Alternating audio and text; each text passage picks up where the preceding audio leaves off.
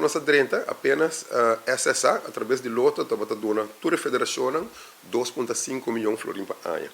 Desde que o contrato novo acordo firma e a calculação nova não acordo assim, a chegar no acordo novo com SSA, e ano aqui na janeiro, e me mestre está dando GFK com toda a federação, nossa firma e otorgar 4,3 milhões diretamente na federação.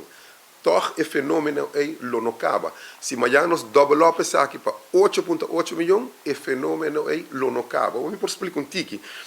E esse é um debate público. Por exemplo, nós temos uma estrutura como trabalha com a federação tem seu clube na Bojang, vamos dizer, tem a baseball bond, tem 10 times Bojang, que são membros, a federação trabalha para e também está afiliado a uma federação internacional. Então, esse é o canal que a SSA usa, da Stichting Sport Subsidia Aruba, para dar a federação, para selecionar e equipa que performam, que tem um campeonato. Tem um regulamento. Você pode ter um campeonato oficial, você pode cumprir com a rekening. Tem detalhes que a federação tem que cumprir para a sua placa, para a sua seleção desenvolver. Esse é o caminho que nós queremos.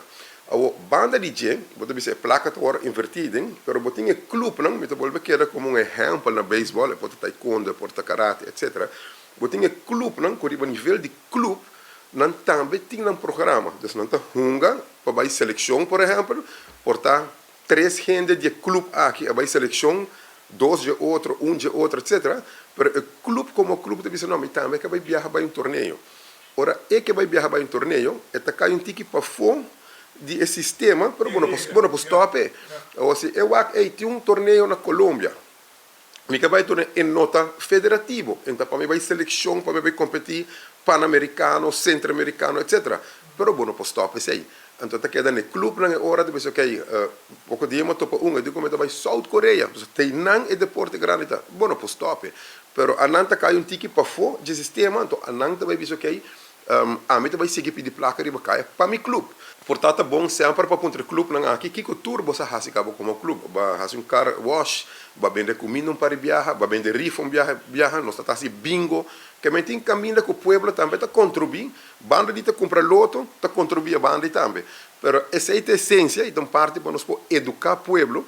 Então, Costco pode dizer botar stop, não? Porque um clube ora quer vai a bundação que stop, mas tem outra maneira assim que pode generar placa com segundo o povo apreciar também mais.